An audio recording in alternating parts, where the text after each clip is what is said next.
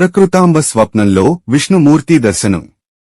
లోకోద్ధరణ కోసం శ్రీమన్నారాయణుడు శ్రీ వీరబ్రహ్మేంద్ర స్వామిగా అవతరించనున్నాడని తెలుపుటకు నిదర్శనంగా తూర్పు దిక్కున ఒక గొప్ప నక్షత్రం ఉదయించింది.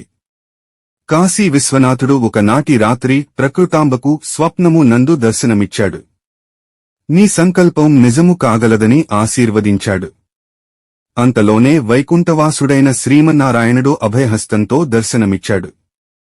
పరమపావని, నీ ప్రార్థన ఆలకించాను. ఈ జగత్తునుద్ధరించడానికి శ్రీమన్నారాయణుడినైన నేనే నీ గర్భమున జన్మించగలను. నీకు మీ వంశమునకు చిరకీర్తినందించగలను.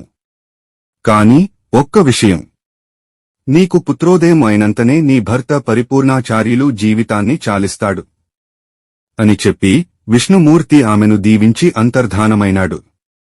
ప్రకృతాంబ ఉలికిపాటుతో తక్షణమే భర్తను లేపి తన స్వప్న ఉదంతమును ఆయనకు తెలిపింది. భార్య మాటలకు పరిపూర్ణాచార్యులవారు మందహాసం చేసి, ఓసి పిచ్చిదానా, నువ్వెంత అమాయకురాలివే! ఈ లోకాన్ని ఉద్ధరించబోయే మహాపురుషుడు నీ గర్భాన జన్మించబోతున్నాడని గదా ఆ హరిహరులు నీకు తెలిపారు. అట్టి లోకోద్ధరణ ధర్మ నిర్వహణలో నీ పాత్ర ఆ మహాత్ముడికి జన్మనివ్వడం.